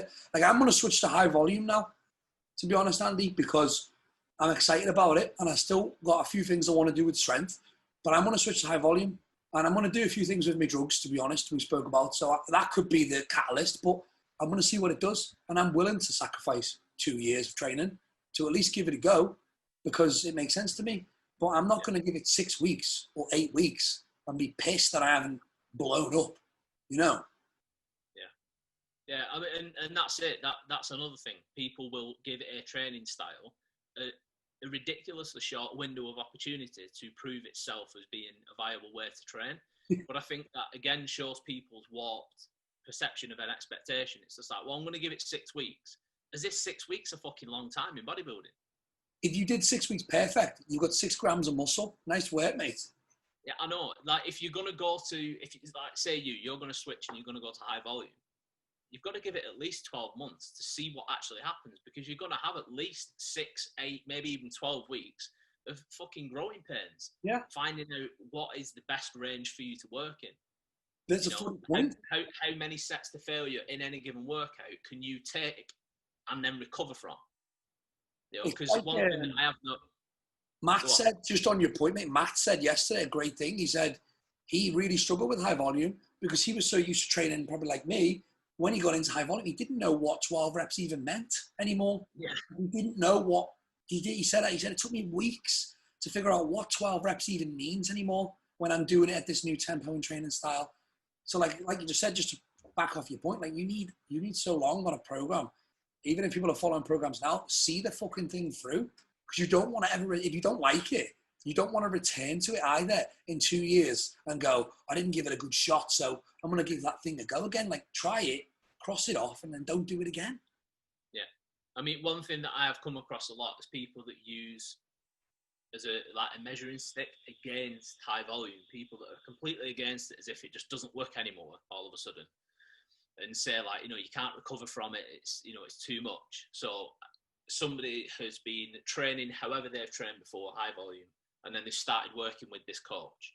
Yeah. Coach has dropped their overall volume down, and then they're showing pictures 12 weeks after and like, oh, they've grown this much faster, they got stronger, they did this, that, and everything's amazing, and it's all because they stopped doing high volume. It's like, all right, well, how many variables from day one before they started changed between then and week 12? Like, other than the training changing, what changed with the food? What changed with the routine? What changed with their overall schedule, the supplements, the gear that they were taking? What hormones are they taking now that they weren't taking before? Because everything that changes needs to be factored into the 100% of the total changes that are made. Because you could get somebody that changes every variable that's possible to manipulate. Yeah. Then you'll have that coach that is a zealot who will put all of those progresses down to that one thing. It's like, no, it's because we dropped volume. It's like, it might be the 3 grams of gear that they're now running that they weren't running before. Yeah. It might be. I might have something to do with it. Right. It might be now, accountable for their actions. So they're actually just training right. Yeah, and they're actually putting the effort in. And it comes back to Instagram, mate. Like, people are quite devious. And it's business, so I get it, because we're both in the industry. Like, we all want to make money and be comfortable and secure. But like I said to you, come to do it though. Yeah, that's it. Because integrity means a lot, and I think eventually you get caught. I mean, look at it with, as I mentioned this to you yesterday, I ain't naming names, but a lot of people just do these things where they just jam loads of gear in their clients, put them on a program, and then the 2 clients out of 100 that transform go on their Instagram, and then they're leaving 60 horror stories behind of people that have gone to other coaches and said, listen, I'm a bit fucked up now, and and that is, I think, that's such a criminal way to deal with things, and again it's perpetuated by what you just said. It's people just want to show one variable or show you one glimpse of what they want to, and then the rest is hidden. And that's exactly why in bodybuilding, you've got to put the blinders on and be able to just be like living your life like this, because people are trying to show you shit left, right, and center that sucks you in. And again, it's because they're showing you what they want to show you. There's no, you don't, when you see someone transform someone, you don't know how many people they fucked up on the back of that. A broken clock is right twice a day. You jam gear in enough people, you'll find a few freaks. Yeah, exactly. Yeah.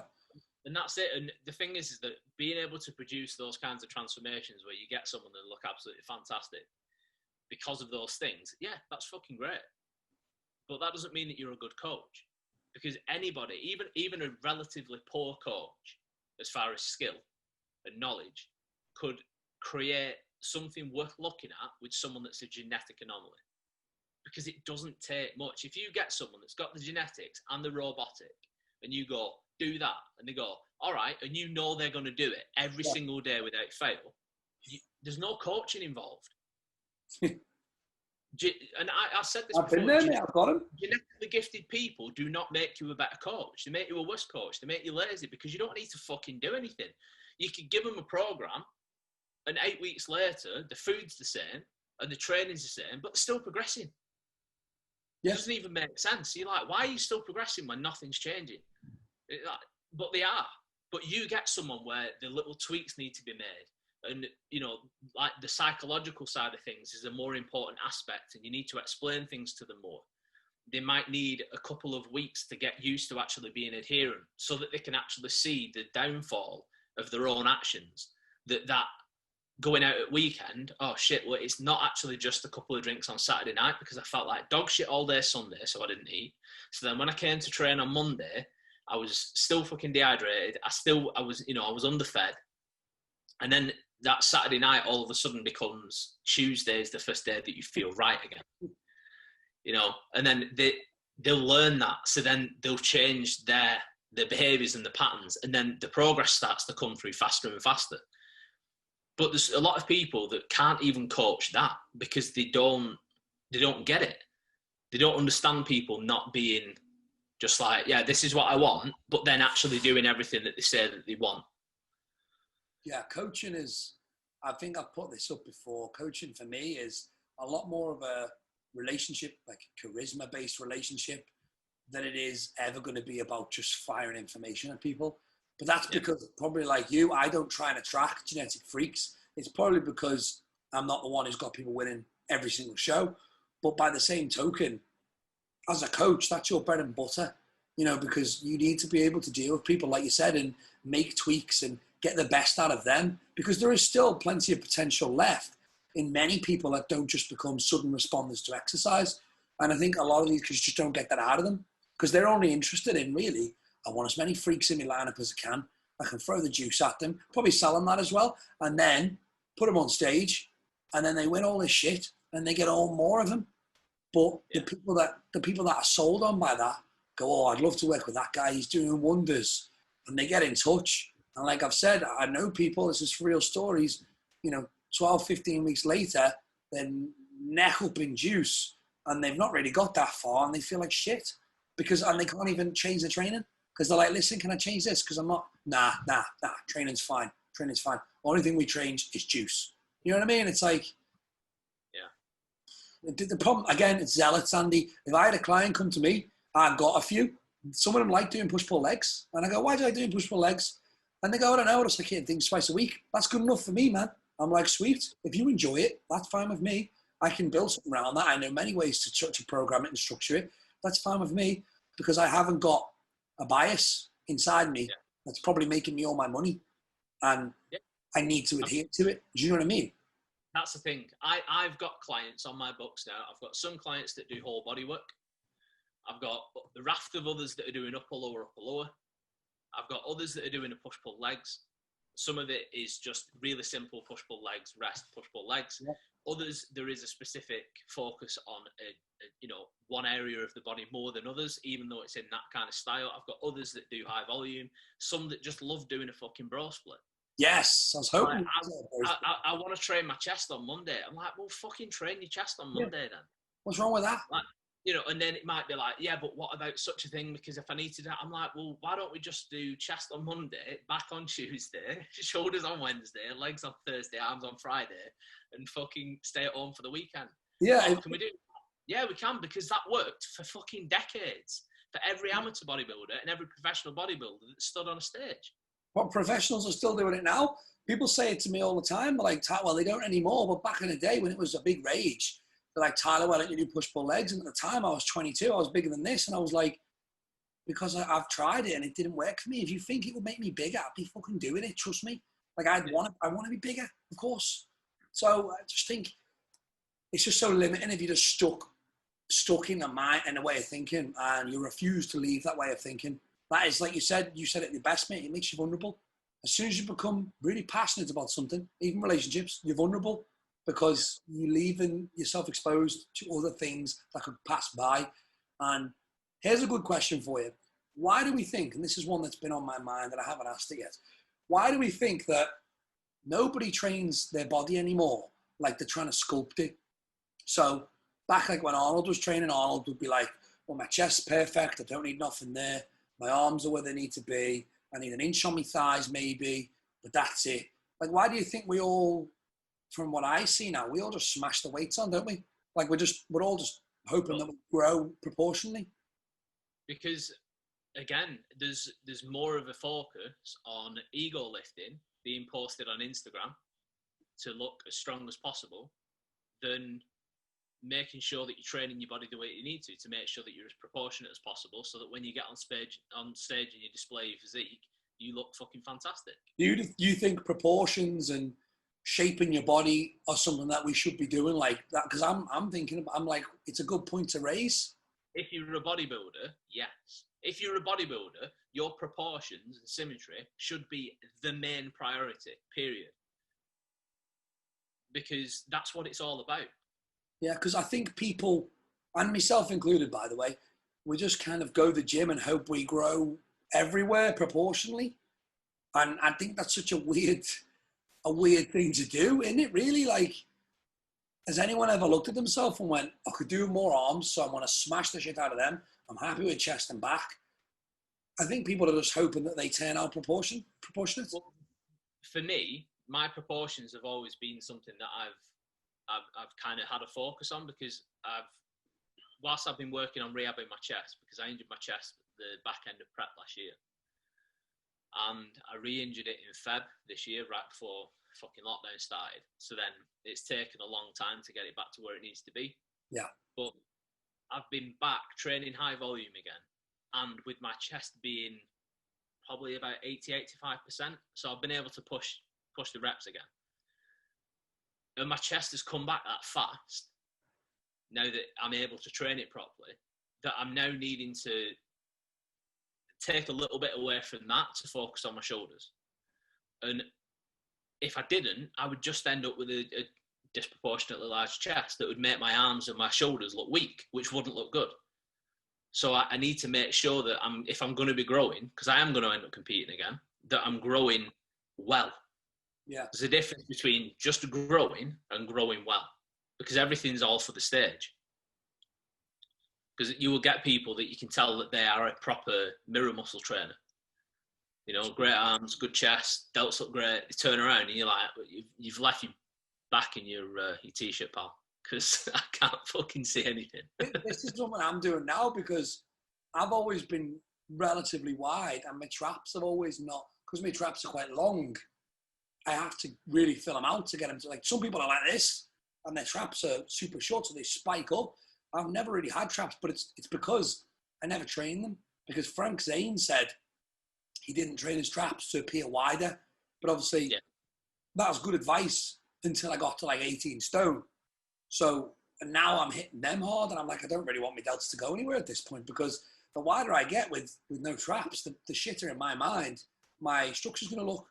So it just hit me the other day. I was like, you know, this is what I'm going to do. I'm going to work on them. But I just think it's so fascinating that in the 70s, maybe 80s, you know, bodybuilders were calling themselves sculptors, and they were like, we're trying to shape this, we're trying to shape that.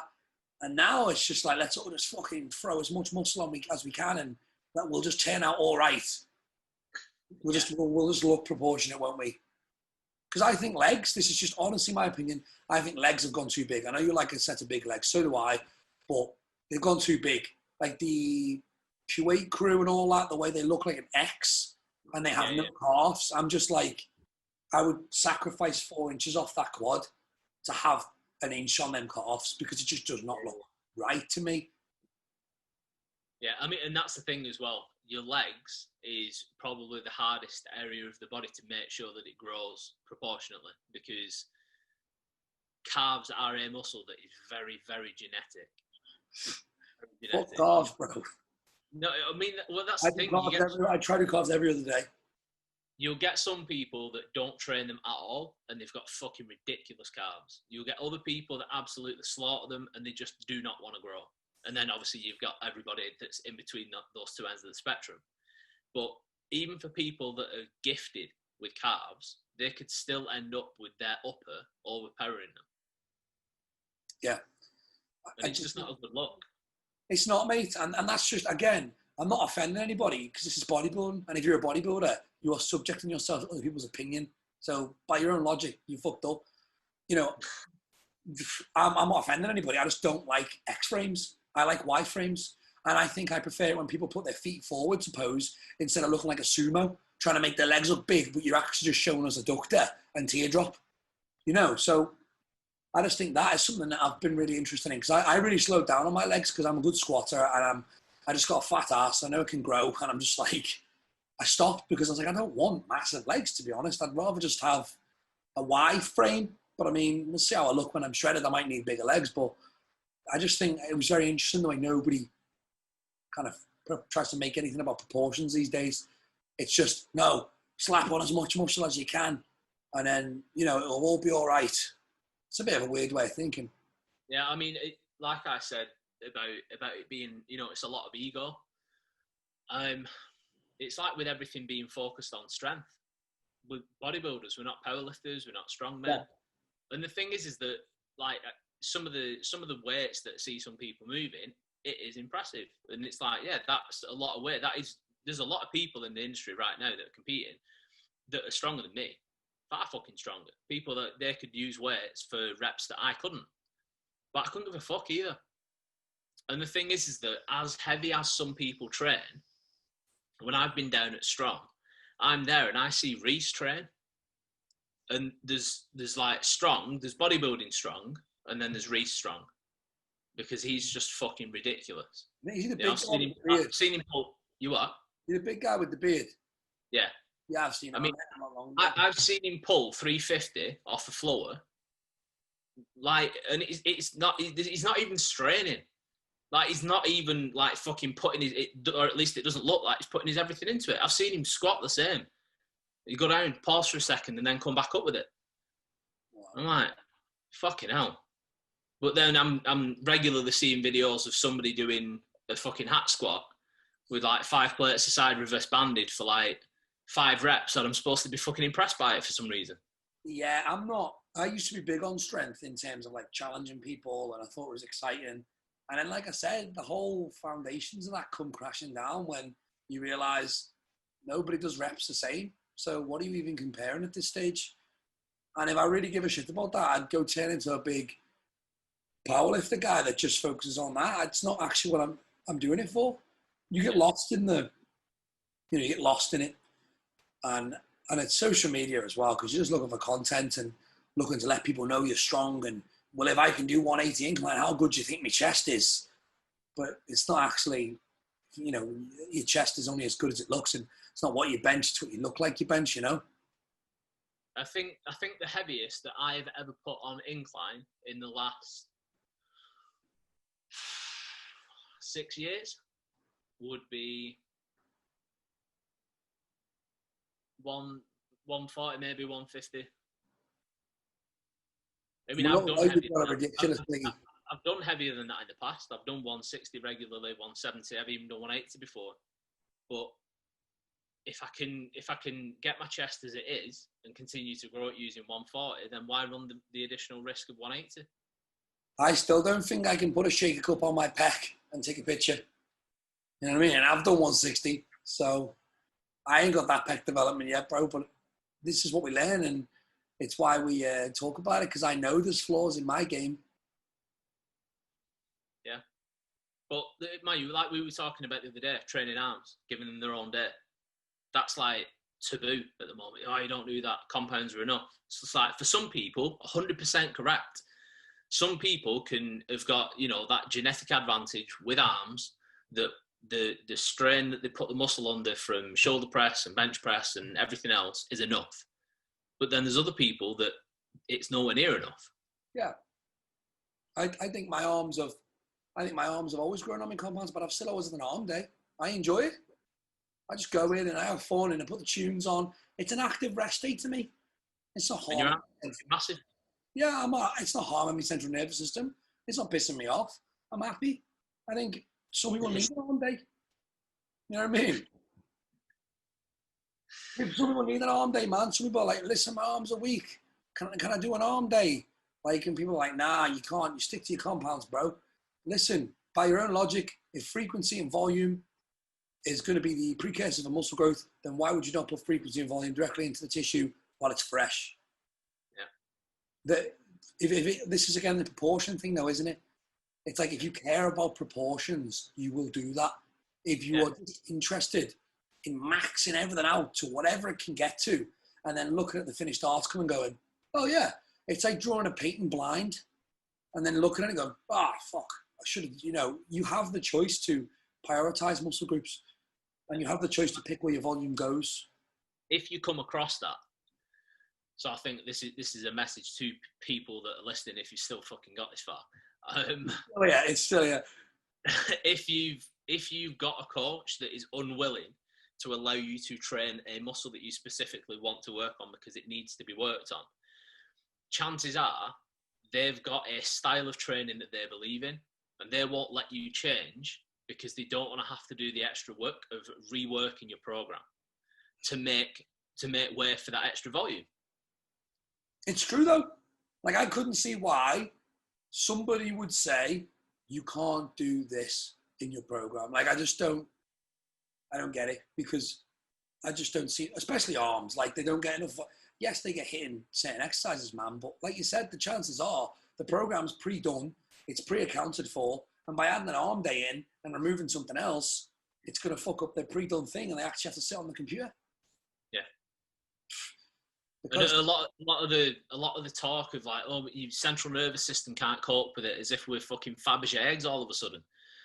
As if your central nervous system doesn't adapt and doesn't get more and more robust over time. I think we said the other day, like, if stress, I mean, we all know the psychological effects of stress. Like, people, you can kill yourself with stress. It's a silent killer. Now, based on that, like, how do they think the central nervous system can't cope with a bit of screaming and a few sets in a gym? Like, we used to hunt animals and run from saber-tooth thousands of years ago. We ain't no fucking spring chicken. Do you know what I mean? We've been through some shit. Human beings are resilient. And if you think screaming a few times and popping out a set of squats is going to bury your CNS to the point where it won't no longer function, then I don't know what you're training for. Like we said today, it's stress that you want, and stress is what you chase. But it's exactly what you're trying to avoid by training in a manner that promotes only nothing but training when you feel fantastic. I don't know. Yeah.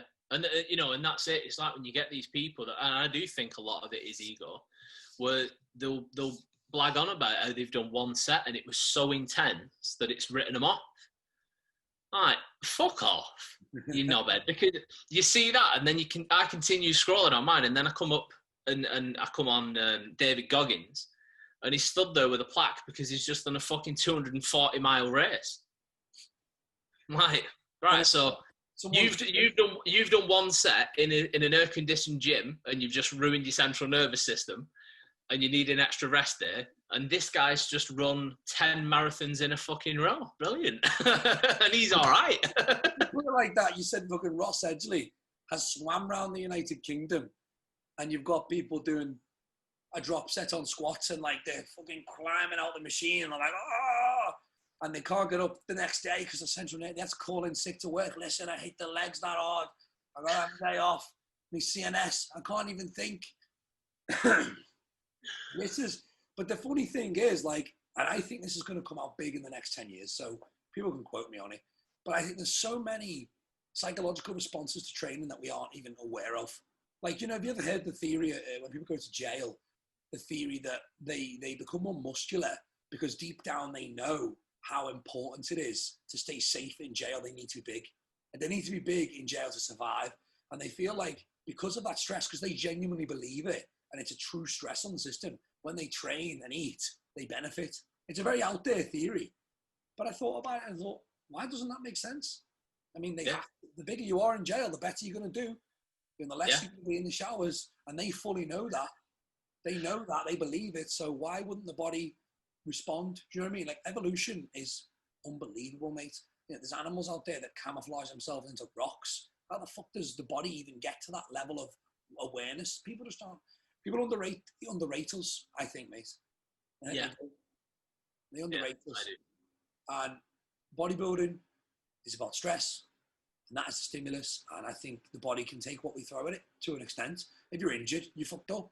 But outside of that, like we said about the slave trade, like a lot of people with incredible genetics, there's a theory of mine that comes down to obviously different environmental ancestors, but also what shit they were going through for 200, 300, 400 years, generation after generation. rowing boats across the Atlantic. And that's the thing as well. And it was selective breeding as well.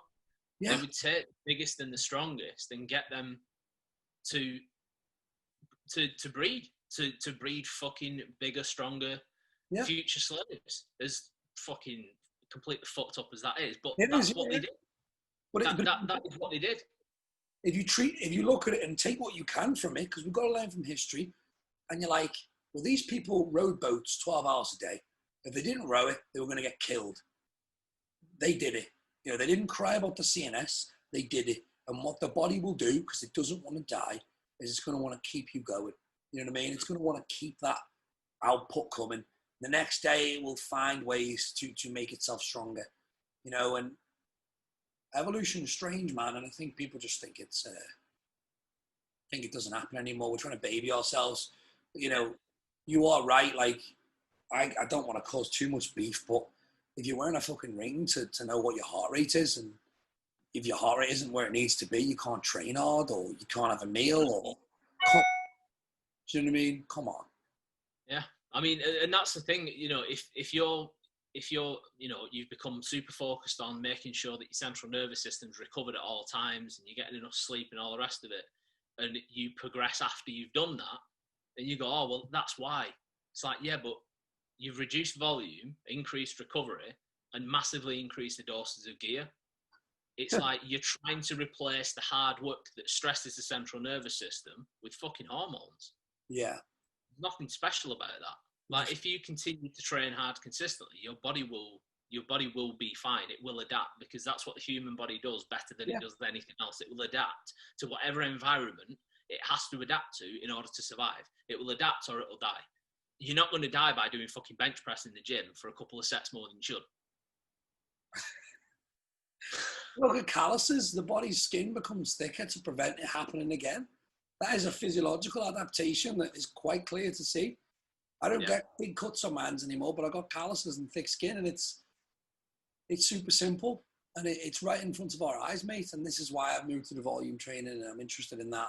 And it's also why I think a lot of people aren't getting results anymore, is because they think training is about babying your body, doing a little bit of work, going home, sleeping all day, and you'll come out bigger. But it's stress that makes you grow.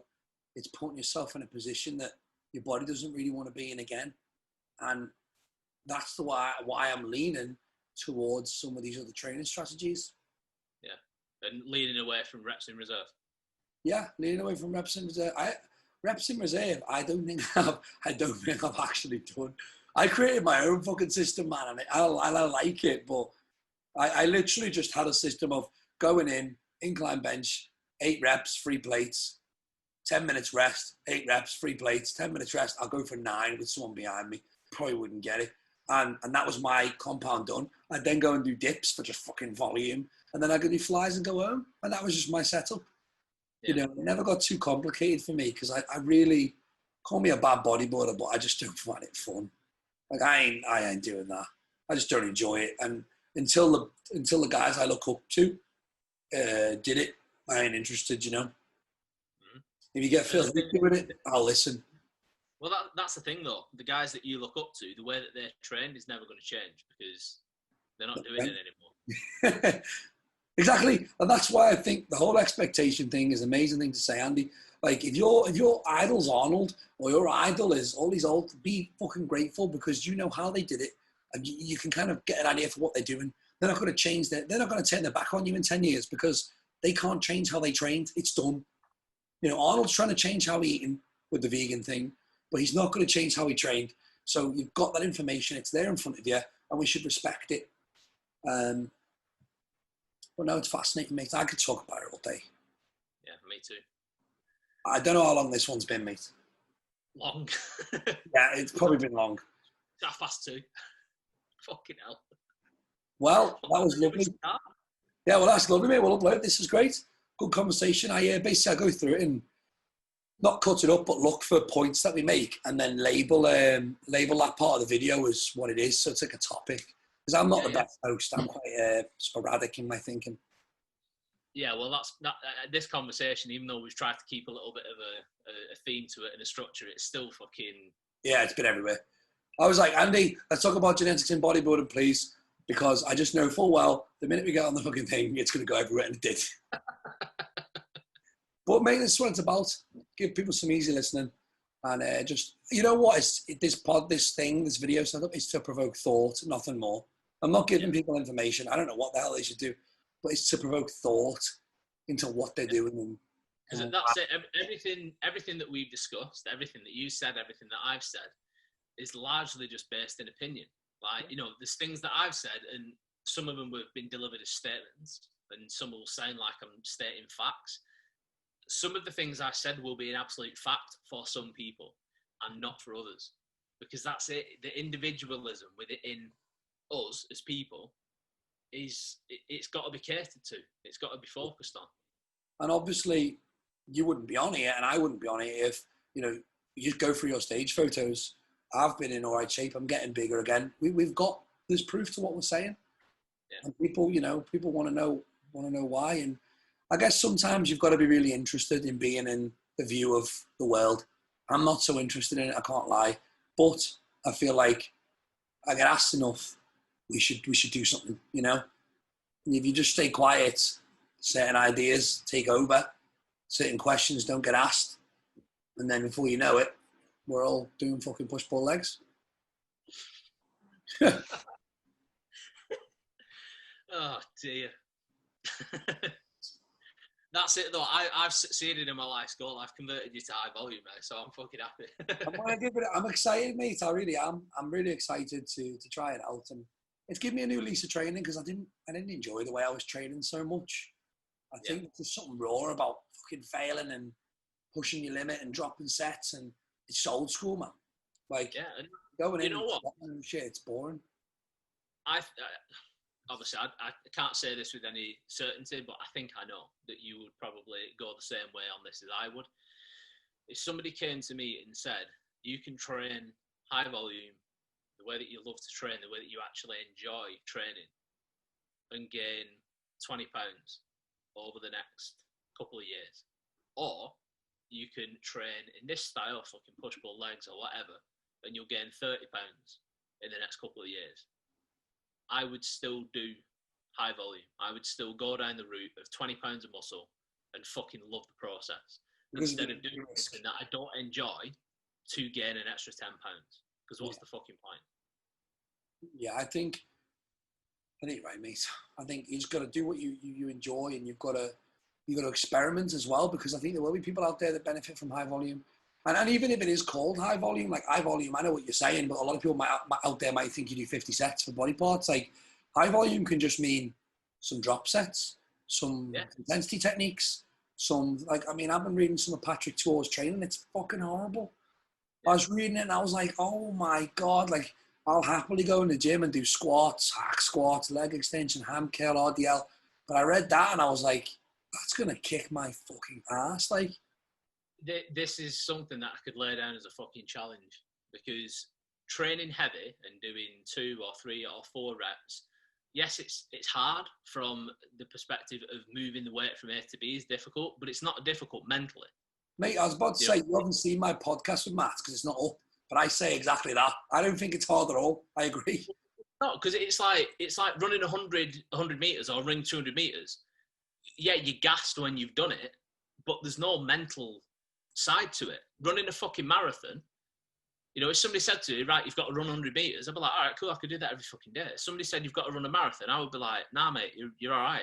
I don't want to do that. I don't want to undertake that particular mental challenge. And that's the thing, going super heavy for a couple of reps may feel physically hard, but it's not that hard. Yeah. Years ago, there was something that I'd do every now and again on leg press, and it was a challenge. Start with 1 plate aside and do 10 reps. And then put another plate on either side and do 20 reps. And then 3 plates aside and do 30 reps. And build it up and see how fucking high you can get. Stuff like that, mate. That is what I'm going to study it all, man. I'm using my body as an example, because you just know that's hard. And obviously we know that there's training smarter, not harder. But I think there's a lot to be said for metabolites flooding into the muscle, blood flow flooding into the muscle, your lungs wanting to collapse, you know, your central nervous system trying to pull every fucking single tissue there is in your body into a lift. Like, there's so much more to be said for failure than there is for, I don't know if it's called reps in reserve, but I probably train like that. There's so much to be said for that than popping out 8 and going, I could probably get one more, but I'm going to just put it back. Like, there could be so much more said for the effectiveness of that. And the thing is, I have never trained like that while I've been on anabolics. I was natural and I trained like that, and I didn't really know what I was doing. And then obviously I figured myself out a year later that I need to start getting stronger, but I never really combined the two. And that is why I'm excited to come up with some sort of super plan to get the best out of everything. Yeah. But it starts with me standardizing my form. That's my first stop. Yeah. On bench press, no more taps on the chest, because I do that. I get here and bam, I need to take it down and take it in. And these are things that I'm excited to try. Yeah, it'll be interesting to see what happens. Yeah, man, I'm excited. We'll do another podcast, and hopefully I'll be looking like that. Be taking up the whole screen. Like Matt Tofton. Matt Tofton was taking up the whole screen, bro. Jesus Christ.